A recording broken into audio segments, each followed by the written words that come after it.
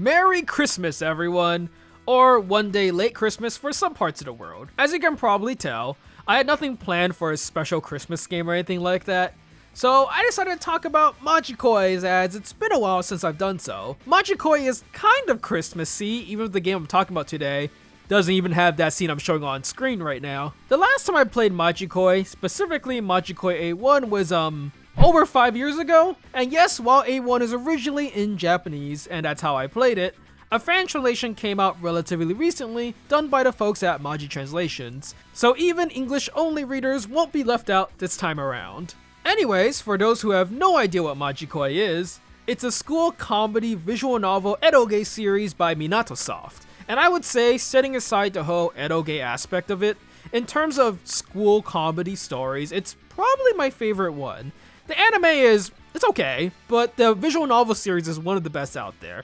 Lots of absurd comedy similar to, say, Gintama, does an amazing job juggling an absolutely huge cast. Main characters all go to a school dedicated to Bushido, which means the vast majority are all crazy martial artists or exceedingly skilled at something. I have already talked about both Majikoi in extensive detail in this video I've done a long time ago, so long ago that it was still my original visual novel primer format, and Majikoi as an overall series right here. Links to both on the top right if you want more details on that.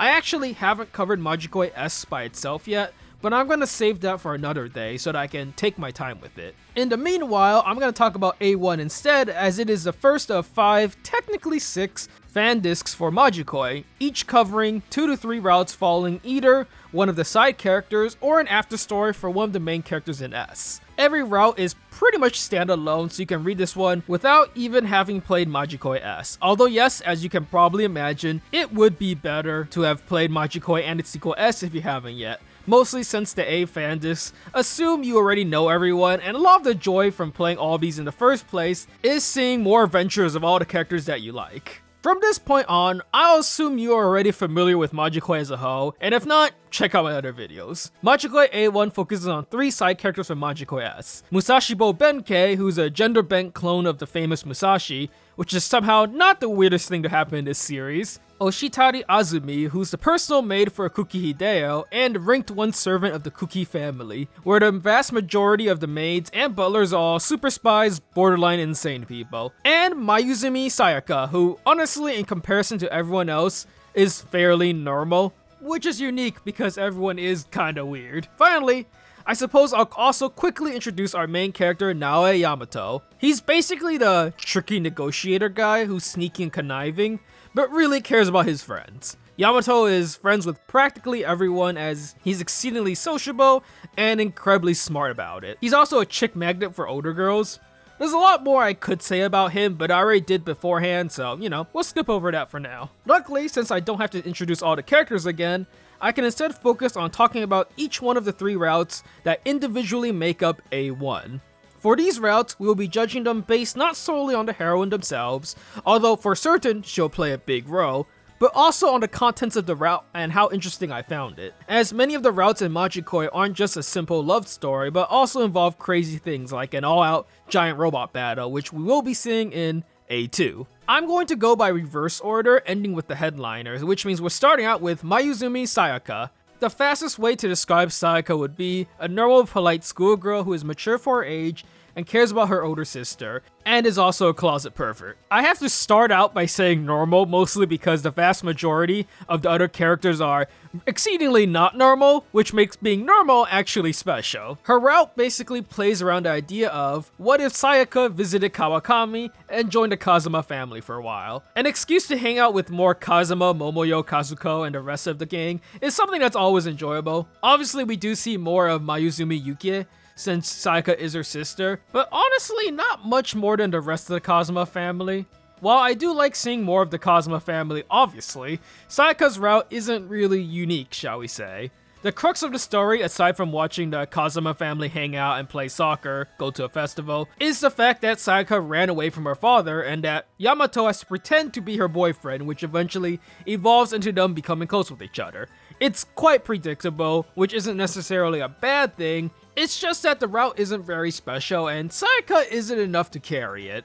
The trials with Mayuzumi's father, the source saying it's Kuo, and obviously the main conflict of the story, which is why it's weird that there's another conflict at the very ending that lasts about 5 minutes, involves Sayaka getting kidnapped by Moro-sensei of all things. I understand they needed a final conflict of sorts because they wanted to do all the Edo stuff with Sayaka after getting her father's blessing, but honestly the Moro kidnapping might as well have not existed. As for Sayaka herself, she's fine. Her confused face whenever she's being a closet pervert is cute, and that's about as much as I can really say. I still enjoyed the route. If you like seeing more of the Kazuma family doing things as a group of friends, then Sayaka's route delivers in that aspect. I haven't seen him in over 5 years, as you can see in my save file, so I had a good time. Next up is Oshitari Azumi's route, Kuki Hideo's personal maid that is head over heels for her master, and is willing to do just about anything for him. I have to say, as much as I don't particularly like Azumi herself, I think her route is pretty interesting. I think her whole shtick is very her vehement dislike for anything not named Kuki Hideo, and her cutesy, overly saccharine tone when talking with him, versus her much more sarcastic, natural tone with everyone else. Some people might like that whole thing. Personally, I'm not a fan of it.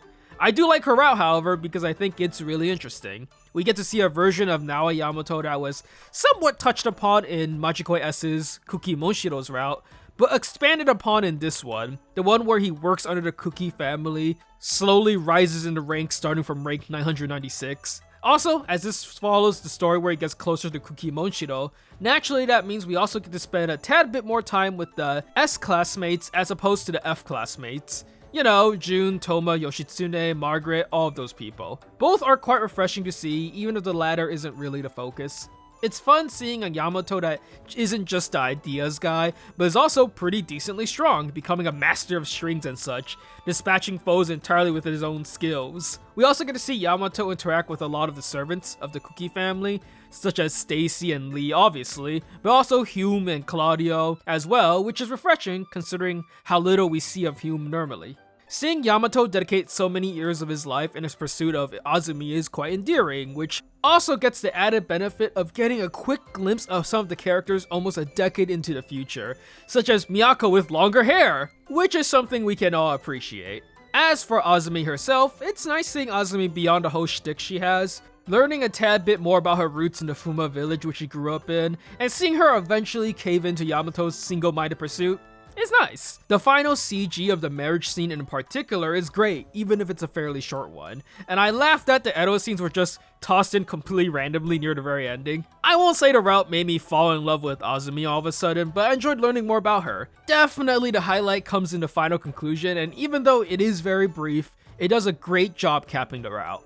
Finally, we have Musashibo Benkei, who is the face of Majikoi A-1, and a character that is present on the title screen. If I were to be perfectly honest, out of the 3 characters, Benkei is easily my favorite one. She's the classic easygoing character who's super strong but doesn't go around showing it off, since she rather just lays around and sleep. She's constantly drinking Kawakami water, which apparently, even though it's non-alcoholic, gets you drunk. So she gets to play the part of the drunkard as well. I won't say that out of the entire cast of Majikoi that she's my favorite, but Benkei is pretty dang solid. Now, the best part of her route is undoubtedly the fact that Naoesaki makes an appearance. Heck yeah, woo! Naoe's mom ain't a heroine or anything, but dang is she an A+. We even get to see her fight against Benkei and a few others, and even better than that, we get to see her and Yamato fawn over hermit crabs! Whose route was I talking about again? Alright, Benkei. As the headliner route for Majikoi A-1, it's pretty clear they spent more time on this route than the other two. There's a ton more interesting and lengthy fights that happen throughout it, and also tons of people from the entire cast of Majikoi get to pitch in many of the different scenes.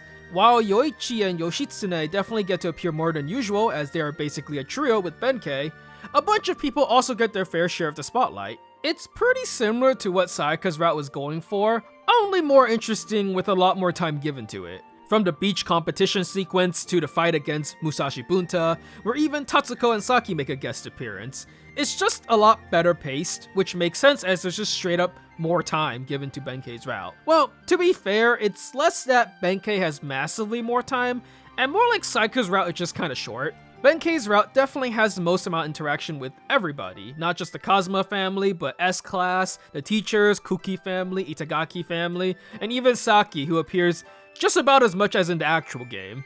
Out of the 3 routes in A1, it's probably my favorite, although I think Azumi's route is interesting in different ways. Getting to see Class F compete with Class S again actually hit me with nostalgia.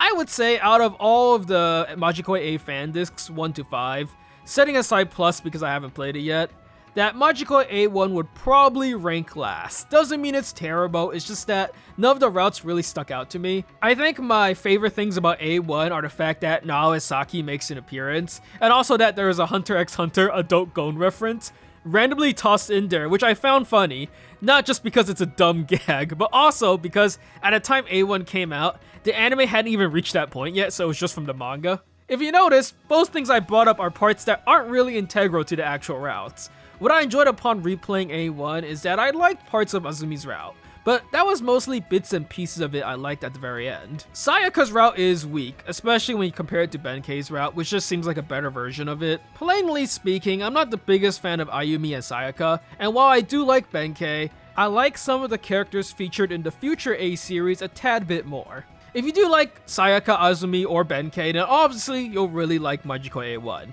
Now, to be perfectly honest, it's been a long time since I've played Majikoi A2 to 5, so it could be that nostalgia is blinding me. I'm comparing A1 to my memories of A2 to 5, so as you go through the rest of the A series, it's possible that this one might actually rise in the ranks. Anywho, all the supportive stuff, like, subscribe, notification is there as always. Comment section is down there as usual if you want to proclaim your love for any of these 3 heroines as well. I'm not sure when I plan on covering the rest of the A series, it could be right away, could be later, depends on how I feel. For now, that'll be it for this one. I'll see you later, till next time.